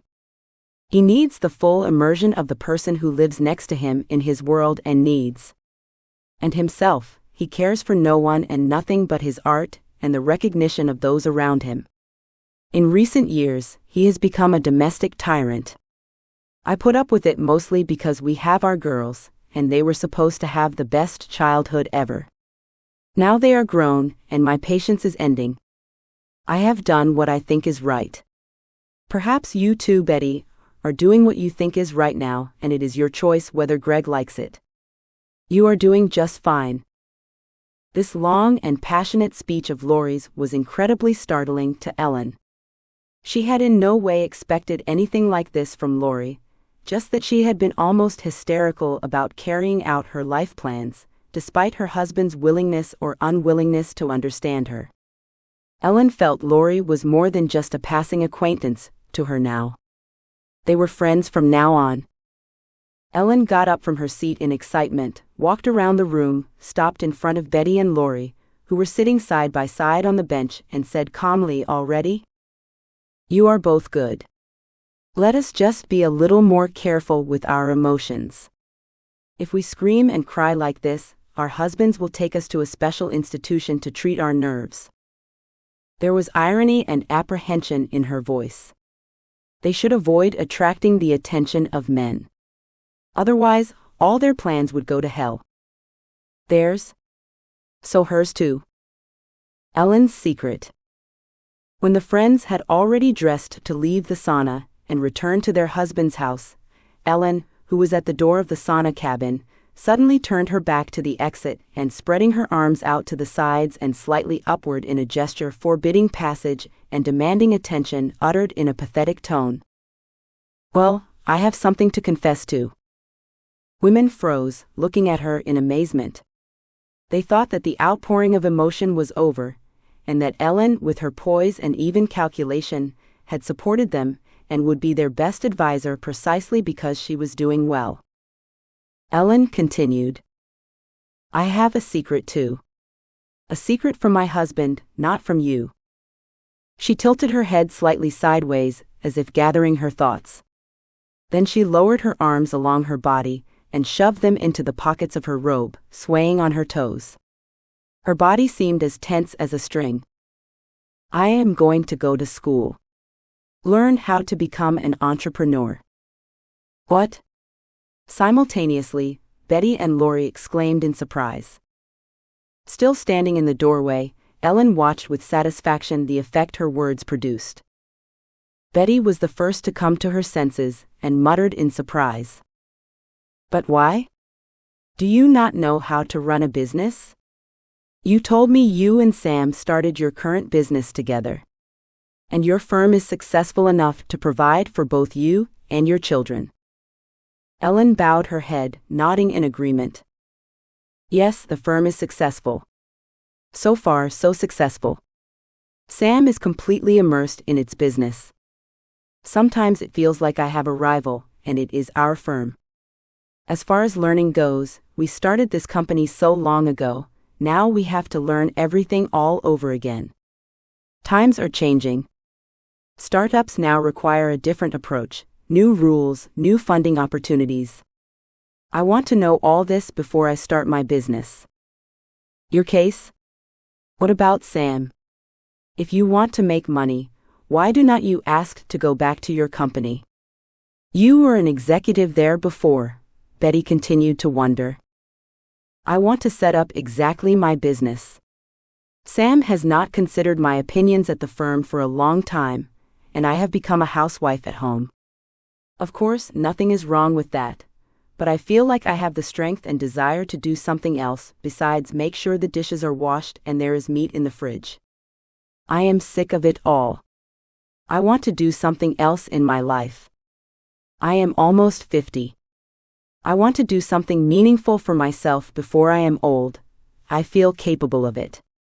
Ellen's voice rang with unusual excitement. She paced around the room and gesticulated, continuing her monologue in her unusually high-pitched, ringing voice. "Well, I do not have any money like Lori does. Therefore, I cannot get anything from our company without Sam's permission. He obviously does not want to sell the company. Or is that only possible in a divorce? Oh God, what am I saying?" Ellen faltered for a moment at the outrageous things said aloud to her family, but the words were already out. No, she hastened to correct herself. Seeing the surprise and thoughtfulness of her friends, Ellen continued quietly and calmly. "That is not what I meant. No, I am not thinking about a divorce. I just want some business, real business. I want to self-actualize and get my money right into my own hands. I feel the strength and desire to do business again, but I do not know what kind yet. Perhaps in learning, I will come up with something. Maybe the idea will come later. You never know how that epiphany happens. I hope it will be a worthwhile idea. Worth the risk of trying to create something other than children, for once in my life." Ellen looked guiltily at Betty. Betty either did not notice or pretended not to see her friend's reservation. Yes, they each had their own needs and secrets. However, those secrets should, for the time being, remain just between them. Ellen saw Lori was silent. She found herself and Ellen almost in the same boat, wanting to get something else from life besides serving her husband and children, and quietly fading away. From now on, the three women were even more united by this feeling that there was still life. They still have everything ahead of them in the next 50 years. Anything is possible. Well, or anything. They just had to live this second part of life in a way that they would not feel sorry for the lost time. It was lost because you did not know how else to live it. None of them said anything else. There was no strength. In their thoughts, the women gathered their things, put on their bathrobes, and strolled up the hillside back to the cottage laden with baskets of wet towels. The pines stood around just as they had a couple of hours before. Only the sun was almost hidden behind the horizon, which formed a bizarre line of glistening water, forested rocks, and the light sand of the lakeshore, which was now dyed orange and crimson by the setting sun. Small street lamps already lighted the path to the cottage on half-meter poles, which gave a kind of illusion of protection from the coming darkness. 8. No old life. Daniel, Greg, and Sam did not notice that their wives had been gone for over 2 hours. The men were in full swing, salty jokes mostly about the women, beer, and snacks. The grill was already burned out. No one wanted to make a fuss about it because they were real men. They could eat cold meat too if they had to. There was nothing unusual about the men having fun talking over a beer. It was normal for them. Their wives, with whom they had lived for decades, could do nothing more to surprise them except sometimes leave them unattended. Since the women went to do their women's business, to sit in the sauna and talk about their women's business, the men felt perfectly entitled not to think of them. This event felt like a certain reproach to women. Yes, you have some time for yourself, but since we, men, were left without your supervision and care, we men now do what we want, well, anything we want. At their age, going to a nightclub or making house calls to strippers was not an option. All those pleasures of a single life were outdated. The joy was that the wives were out of sight, and that no one disturbed them for at least a few hours. The men did not even acknowledge Ellen, Betty, and Lori's return to the cottage's terrace. Instead, they were chatting enthusiastically, smoking and sipping beer. The bottles of wine prepared for the women stood untouched on the table. Ellen looked at the men and nodded to her friends. They returned home with 2 bottles of wine and a glass each. Ellen lit the fireplace, brought warm plaids, and the friends sat down around the fire, which danced in its cage, trying to break out. So much had been said today. They sat pensively now, staring at the hypnotic dance of the flames in the fireplace. The fire reminded them it was still possible to feel things in life. Everything could be as sharp, fresh, and dangerous as fire. The fire that still burned in each of their souls. The end. Series to be continued. If you like this story, rate it by stars, and you may be so kind as to leave a good review. I appreciate any help you can give me. The next book is Anything Can Happen, A Sweet Friend to Lovers, Later in Life, Contemporary Romance. An excerpt. Scene 1. Ellen. A tall, slender, middle-aged woman stood on the veranda of a lakeside cottage and watched the setting sun. The woman's name was Ellen. And the woman was now trying to find warmth in her heart for her husband, Sam. After all, he was her husband and the father of her children. But what he had done killed all her warm feelings for him. Sam betrayed her. What does she have left in her life? Yes, she has her beloved children, son Winston and daughter Lucia. But they were grown up and had their own lives. Besides, the children tried not to get into why their parents' relationship with each other had grown more relaxed and calmer in recent years. Winston had told his mother many times that he did not understand what his parents lacked in this life. After all, Ellen and Sam had everything other families wished for, a friendly family, an ordinary business, and a lovely lakeside cottage in an upscale neighborhood. The family had 2 cars. A good income from their own business allowed them to vacation to any part of the country and beyond, which they often did. Although Ellen's first thought was of her son, Winston, Lucia was the eldest. Lucia was the perfect child that everyone wished for. She listened to her parents, excelled in school, and participated in all activities. Her parents and nature had given Lucia a pleasant appearance. She had a neat snub nose, big gray eyes, and a constant baby reindeer expression. Lucia was proud of her thick, wheat-colored hair, which she liked to braid in 2 braids. Unconventional, but comfortable. And unlike the others. At 19, Lucia had a slim, athletic figure and long legs, which she was proud of. However, she showed off at every opportunity, in shorts, miniskirts, or bikinis. This narcissism was natural at her age. Why not enjoy life at a young age when you have something to show for it? No one could condemn Lucia for wanting to show off, because she deserved it. She was an excellent student, participated in volleyball competitions, and enjoyed good company with her college friends. Ellen was proud of Lucia. Ellen felt like she and her daughter were living with her youth again. No doubt Ellen wished Lucia all that she wanted to achieve in life. All normal parents want their children to achieve more than they did. Mostly Ellen was calm about her daughter, seeing her academic and athletic success. But as her senior year of college approached, sports were worth putting on the back burner. Schooling had to come first, the study and then a successful career. Ellen went through these stages of life, but not to the end. Instead, her career ended when she left the business, stayed home, and became a wife and mother. What about Winston? Her favorite youngest son. Although Lucia was just a perfect child, Winston was his mother's favorite, like many more youthful children. But first, he was a son. A son. How much that meant to Ellen. Of course, before she gave birth to Lucia, she was proud of her daughter. But when her son was born, her heart just melted. She got her own, entirely her own, Sam in miniature. Indivisibly her, Sam. In those years, Ellen and Sam's love had not yet stood the test of time, but their characters did not match so closely that there were no moments of friction in their life together. Everything was perfect with her son, so he received more affection and warmth of heart than Ellen's husband. The gap between what she gave and what her kid and husband got only increased as time passed. As a result, the friction between Ellen and Sam grew. Ellen did not realize that she might already lose Sam as a husband. As if to compensate for the cooling of her relationship with Sam, Winston grew older and looked more like Sam in his younger years.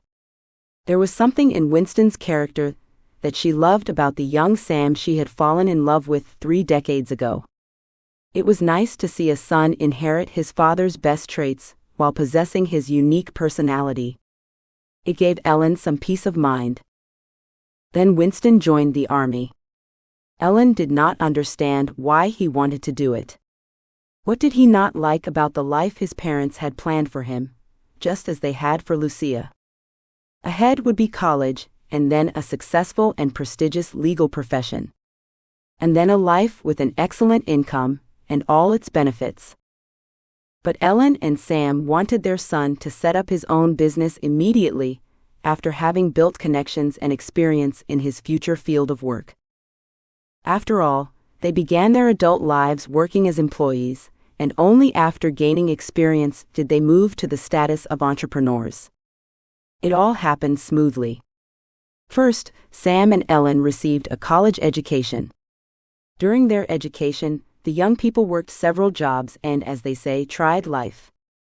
By the time they graduated from college, Sam and Ellen had already earned their status as excellent workers and promising future young professionals. Then they both had no trouble finding jobs in their respective fields, and worked in them for 2 or 3 years before deciding to start their own business.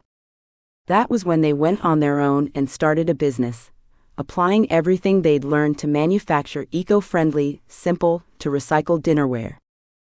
Ellen's thoughts returned to herself. What was her life like? What did she have ahead of her? She and her husband were planning for their children's future. Still, their relationship was on the verge of indifference to each other. Ellen sighed heavily. Maybe it was her fault. Her nerves were giving out lately, and Sam was trying to avoid her and come home less often. But yes, there was no obvious way for a woman to go through a period of change after 40. Ellen was going through a natural transition period, like teenagers, only in the opposite direction, toward declining some functions of the female body. Ellen was an educated adult, and this period of pre-menopause and menopause should have been more understandable. However, she was once a teenager and remembered this period of her children's age very well. Overreactions characterize adolescence as seemingly innocuous situations. Yet so many things bothered or terrified Ellen, even the most basic ones, like not knowing what to do or where to look out of concern for other people's judgment, or conversely the desperate display of one's choice of appearance or clothing. It was all so familiar that it seemed to have to stay far away in her youth. In recent years, Ellen has noticed exaggerated reactions to simple situations. This was completely uncharacteristic of her, usually such a calm and rational woman. When Ellen felt that her behavior resembled a teenager's, she became utterly perplexed. It was impossible to control her reactions. And the responses she tried to control and restrain resulted in strange attacks, in which she could not breathe as deeply or calmly as usual. Then her blood pressure would rise, the pressure on her eyes would press, her head would hurt, and then the pain would move to her heart. Its rhythm would increase so that Ellen felt like she was running, even though she was standing or sitting. Finally, her head spun, and it seemed like she was about to pass out. Ellen thought she had heart problems, but got an examination when she went to the doctor. The results were promising. There was nothing wrong with her heart. Ellen's resting blood pressure was normal too. The doctor suggested that Ellen was experiencing anxiety attacks. Panic, fear. Ellen laughed at first, contradicting the doctor. Come on, I am not afraid of anything. I just have nothing to be afraid of. I do not even drive a car much. So, I do not have to be afraid of anything. But the doctor insisted that she pay close attention to the situations in which these symptoms arise. After observing her reactions and the situations in which they occurred, Ellen realized that what caused them was her desperate desire to escape from any problematic situations. Despite understanding the causes of the attacks, these situations recurred and recurred. Her bouts of unreasonable fear did not go away. They frequently spilled over into panic attacks, reassuring that Ellen knew her reaction to problematic situations and learned how to cope with them. After the appearance of exaggerated reactions to typical situations, she once again had to see a doctor. This time she went to see a gynecologist. Upon examination, it turned out that her estrogen levels were minimal, her periods had almost disappeared, and the gaps between them had increased. However, the other hormone, which showed the onset of menopause, was high. The gynecologist confirmed to Ellen that her body was during menopause. Ellen was amazed. That was why she no longer needed as much sex as she used to. That may be why Sam no longer attracted her as a man. Is this how my femininity ends? What kind of life awaits me next?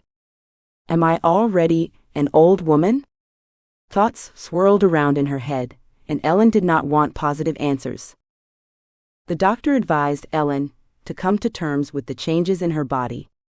If the hot flashes, night sweats, and ongoing anxiety attacks were difficult for her, hormone replacement therapy might be considered. Another option was to cope with the body's natural age-related changes with more traditional means. For example, take soothing herbal infusions and improve sleep quality by various methods. Ellen chose natural remedies. She did not want Sam to know what was wrong with her, or that she had any unusual pills in their bathroom medicine cabinet or her bag. Ellen was ashamed to explain to her husband that her estrogen hormone levels were decimated, and her fertility was nearly zero. Many girls and women were taught that their worth lies in their ability to find a suitable partner, form a loving family with him, and as the ultimate achievement, conceive, carry, and give birth to healthy children. If Ellen cannot do any of that anymore, who was she after that? A mother, a future mother-in-law, a future grandmother? Yes, but not a woman. Well, maybe she still is a woman, but not one who attracts men. These experiences distanced Ellen even further from Sam. His face showed only minor signs of aging, such as some graying at the temples and a few wrinkles, and he seemed unchanged by time. So, Ellen did not want to discuss menopause with her husband. She dreaded the fact that she had nothing to answer his question. Okay, that is right. You have this transition age. So what is next? What is in store for us? Ellen had no answer to that question. She did not know what would follow. She thought Sam's need for the ability to have sex had not changed with age. However, her desire for sex was approaching zero. Well, she did not know what to do about it. It was hard for Ellen to imagine talking about her diminished sexual needs and options with Sam, for whom she had always been hot in bed and proud. She should have gone to the gynecologist again for a consultation, but Ellen delayed the visit. The last time, the doctor had told her that if she wanted to, her sexual sensations could be improved a little. But something kept her from exploring such remedies. Perhaps Ellen did not want to pursue restoring her desire to have sex with Sam. What if it had been about some other man? Ellen hesitated to look for an answer to that question too. Instead, she hid her head in the sand like an ostrich in danger. I do not see it, so it does not exist. In such reflections, Ellen spent her time at home when she had nothing to do. As a result, she could not be on the phone all the time with her friends, who also were her faithful menopausal companions. Ellen had been so engrossed in local life and her friendships with Betty and Lori that she had seldom spoken with her high school pals in recent years. Both women lived nearby. It was easy for them to spend their free time together. Betty and Lori were about the same age as Ellen and understood her anguish. Betty was a jolly, full-bodied chuckler. If she listened to Ellen, she would respond with something like, "Yeah, so what? What does that make it worse for us? Let the men shove their up their asses, and do not blame us for not being able to do anything." Ellen blushed at such words as a teenager. She did not take cuss words or blatant descriptions of where someone should shove what. No such vocabulary had ever been used in her life. It was not customary in a good society. Betty, the wife of truck driver Greg, was notoriously inconsiderate of the sentiments of others and prone to using salty language. Nevertheless, Betty showed everyone her courage to be a complete woman, to live life to the fullest, to eat and drink what she wanted and not be ashamed of it.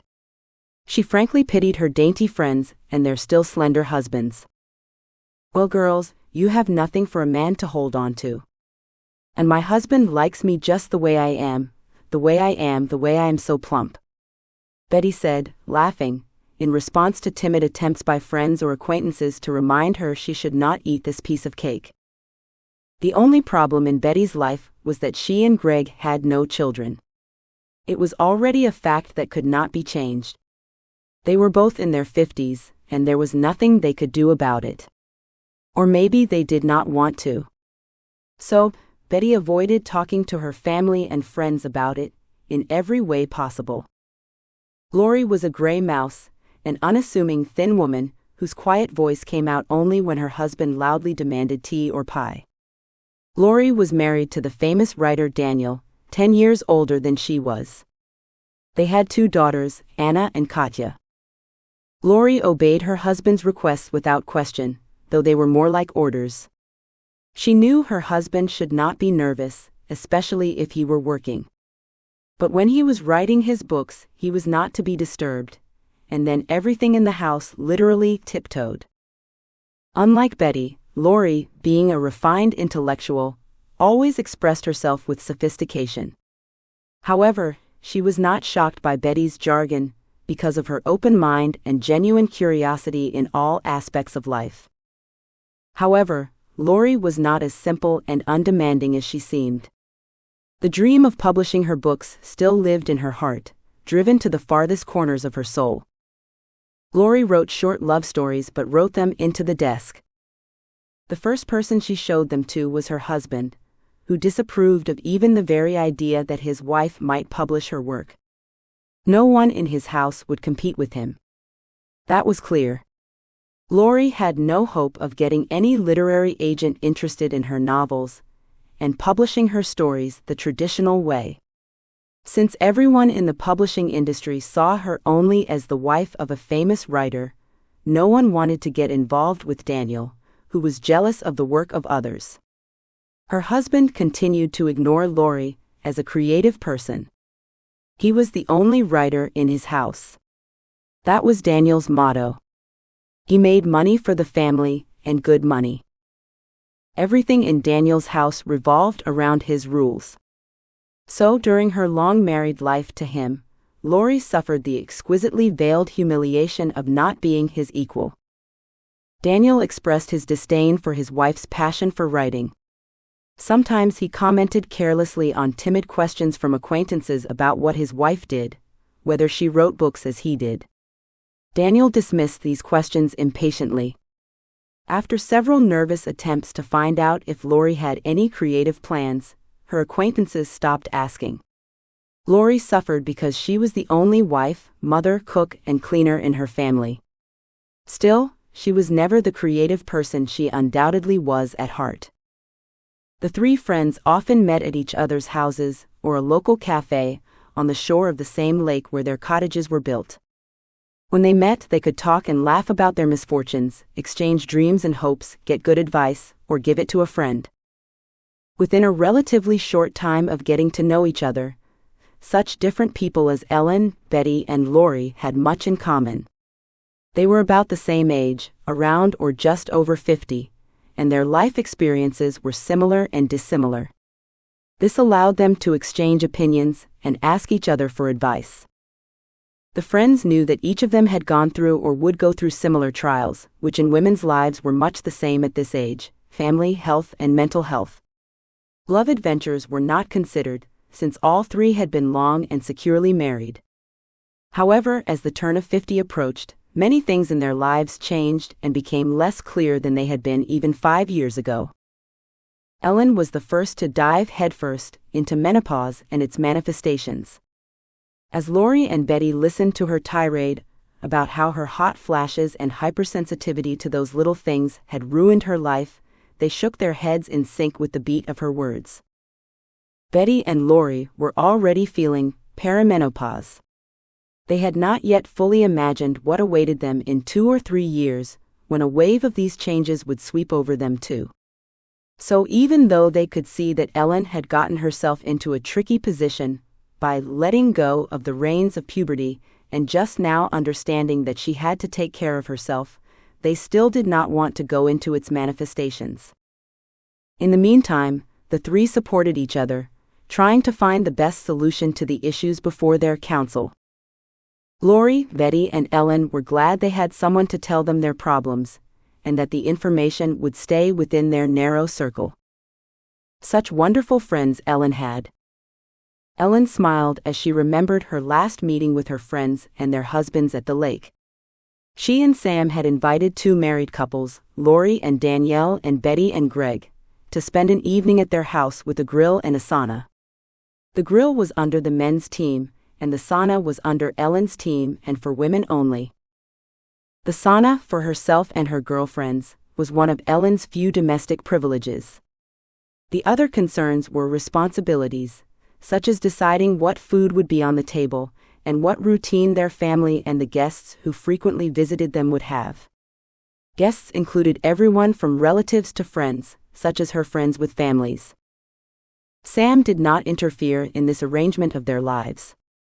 Instead, he preferred sticking to Ellen's established routines at meetings with relatives or friends. So, they settled into a routine of spending time with friends and family, and seldom arguing over different points of view. Ellen thought friends could only be her or her husband's, just like relatives. She was sure that a married couple could not have friends who were equally faithful to both of them. Usually, each of a married couple's friends would choose someone from the family with whom they had something in common, shared interests, work, or views on sports or politics. So Ellen had her friends and Sam had his friends. Sam preferred to spend time with his friends, not at home, but right after work and in a bar. He said he did not want to disturb Ellen and the children's home peace and routines. In actuality, Sam desired freedom from them to reflect on his youth and pursue the common goal of many men his age, catching the attention of women, particularly those younger than himself. Sam and his friends would adore and recall the impact of their acts on women for many days to come since. Every approving gaze from a young woman at a bar or cafe carried such a charge of good energy. It was a game of who would get the most looks, or even manage to pick up some hottie. However, Sam did not let Ellen because he spent time with his buddies outside the home, since it was not appropriate for her to know about that portion of his life. Yes, his wife knew he was with friends. So, keeping his time out of the house neutral, Sam told Ellen everything about who and where he was with, except for who they were looking at and buying cocktails for. Yes, after meetings with his friends, Sam did not come home late, though he smelled of alcohol and something else Ellen did not even want to ask about. Perhaps it was the smell of perfume. Sam would take a cab, or one of his friends would drop him off. Her husband always spent the night with her at home, except on business trips. So there was no reason for Ellen to ask him to account for what he did and with whom during his boyhood outings with friends. In the early years of her life with Sam, Ellen had tried to demand a halt to these meetings, but then she realized it was not worth cutting a man out of the midst of decent friends. She had the example of how her wife's excessive demands had ruined one family they knew. So Ellen gradually accepted that Sam often went out with his friends without her. Her husband came home and that was fine. Ellen did not want to be like those wives who stalk their husbands and make scenes of jealousy. She was not like that. However, Sam had been staying late at work more often than usual. It was not even meetings with friends. Ellen was sure of that.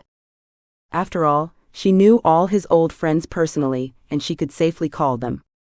Or even scarier for them all, Ellen could call their wives and find out who, where, and with whom was there.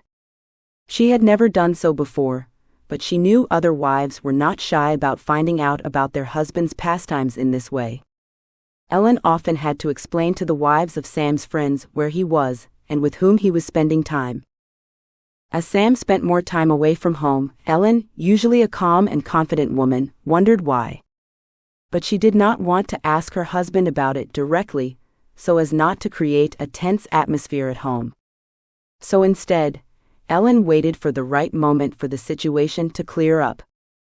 One day Ellen came home after shopping at the local store and found a letter in the mailbox from some law firm she did not know. The letter was addressed to Sam. Ellen did not open the envelope, but brought it home and placed it on the table by the fireplace, where she and Sam shared the mail. Sam would come home and read it. She was not interested in his business, because they had separated their activities long ago. Ellen runs the family, and Sam runs the business. They strictly adhered to this separation, not touching each other's private correspondence. Nevertheless, there was trust and respect for each other. Ellen woke up from thinking about her family life and friends, and prepared dinner for herself and Sam. Now he was coming home, and it would be business as usual: dinner, some TV time together, a short exchange of the day's news, and sleep. When Sam got home, Ellen had already prepared and quickly served dinner. The meal was nothing special: spaghetti and meat sauce, salad, and juice, but Sam pounced greedily on the food as if he had not had lunch at work. Ellen noticed this, but did not ask questions about his day. It was business as usual. If Sam wanted to, he would tell her what he had done during the day and why he was so hungry. Suddenly, Ellen remembered Sam had received a letter. She went to the living room table where they had moved from the dining room, took the envelope in her hands, and twirling it carelessly in her hands asked Sam, "Have you seen this letter? It has the address of some law firm that sent it." Before she could finish, Sam was beside her in an instant, snatching the letter from her hands and speaking in a strained voice. "It is for me. I hope you have yet to open it." Ellen was dumbfounded and took a step back from him. Sam turned the envelope in his hands, scrutinized it, and when he realized the letter was still sealed, he glared at Ellen. He was unusually agitated and resembled a hungry dog that still growled at the man who served it food. Ellen stood arm's length from him, hands down, head bowed slightly to the side, staring into Sam's face in wonder. What is it with him? What is in that letter? Lightning flashed through her head. Suddenly a chill overcame her chest, and an awful feeling overcame her.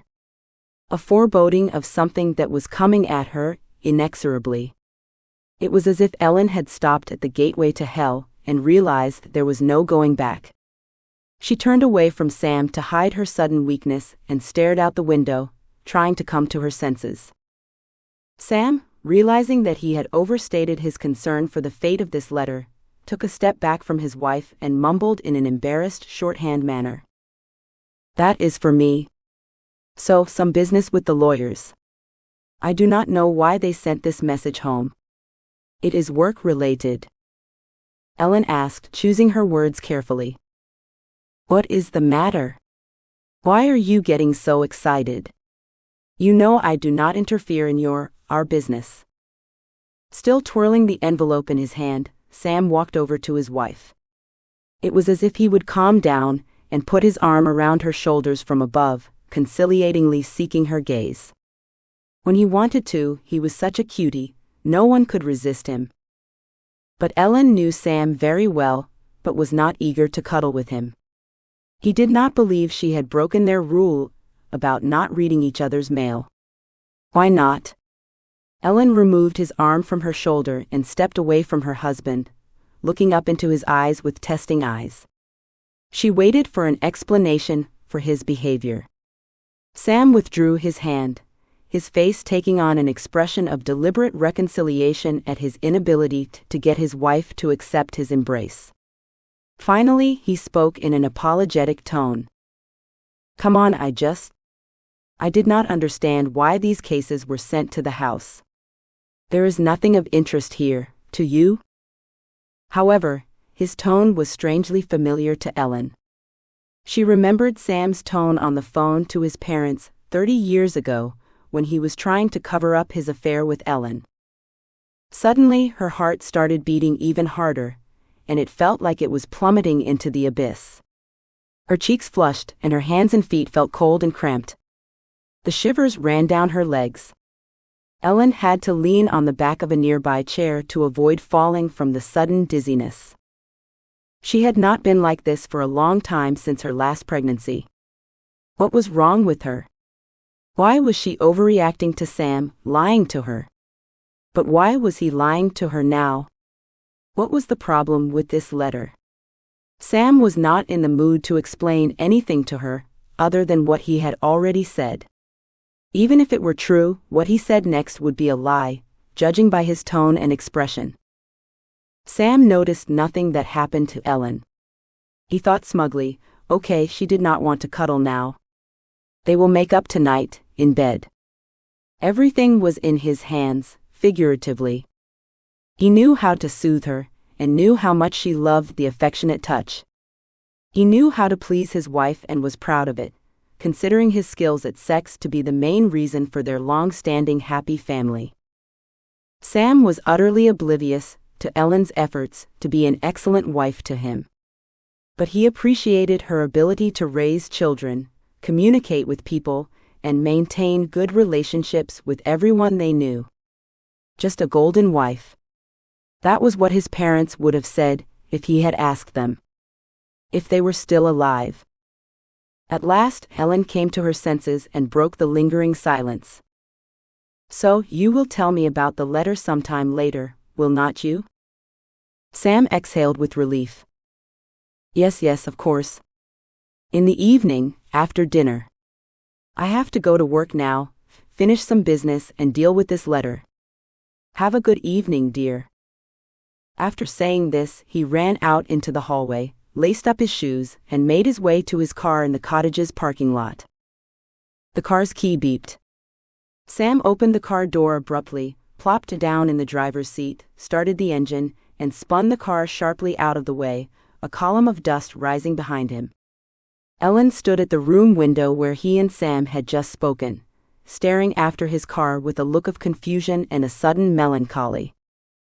Something was going wrong, as usual. Why had Sam not shown the contents of that letter? Ellen needed to answer those questions and did not expect to get one, not even tonight, as Sam had promised. Something whispered to her. Ellen should not bring it up again. She would not get a proper answer anyway. She did not want to be lied to, especially if the potential liar was her husband. Just wait, and everything will fall into place. Right now, Ellen has nothing to do with the reasons Sam will not tell her what was written in his lawyer's mysterious letter. If it was his lawyer. Ellen no longer wanted to think about the letter that had so disturbed her. She turned resolutely away from the window, returned to the kitchen, and got on with her dinner. Soon Sam would be back home. They would laugh about the letter scene, reconcile, and forget this strange occurrence. Soon all will be well again, and she does not need to react so acutely to the fact that she just imagined something. It was her nerves and overblown imagination that were giving her such an exaggeratedly anxious reaction. Maybe Sam did not succeed at his job and was upset. For example, one client was dissatisfied with the negotiations and formally made a sort of complaint. It happens in business. Sam is too selfish and does not want her to interfere in his company. Narcissistic, Sam's car was racing down the expressway back to town. Unfortunately, Sam was driving at excessive speeds, but luckily the road was dry and he made it to his destination. Sam only came to his senses when he drove to his company's office. No, his and Ellen's company. He always corrected himself like that, even in his thoughts. But the satisfaction of knowing that he was at the root of the enterprise always won out, and Sam had long imagined himself to be the sole founder of the business.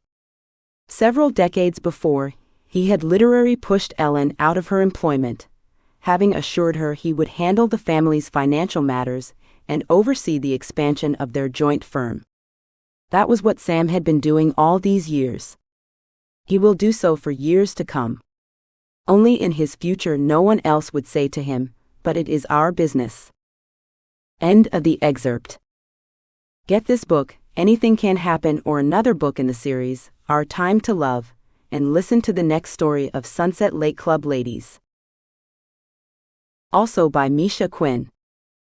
Dreams, a fantasy romance on the pre-order release in 2023. One Day in Montreux, a short story to the billionaire boss romance series, The Salamander. The Lonely CEO, a billionaire boss romance. The Independent Woman, a billionaire boss romance. The Return Game, a billionaire boss romance. The Christmas Gift, a billionaire boss romance. The Salamander series box set books 1 to 4, a billionaire boss romance. Women's Secrets, a prequel to the sweet later in life, contemporary romance series. Anything Can Happen, a sweet friend to lovers, later in life, contemporary romance. Our Time to Love, a sweet opposites attract, later in life, contemporary romance. Love is Everything, a sweet enemies to lovers, later in life, contemporary romance. Contemporary and Fantasy Short Romantic Stories series by Misha Quinn. About the author. Misha Quinn is a pen name of an independently published contemporary and fantasy romance author from Finland, with over 10 novels, novellas, and short stories published so far. With Misha's wide life experience, love of practical psychology, and knowing both the creative arts and business world, she likes to create romantic stories with a pinch of adventures, suspense, and paranormal events.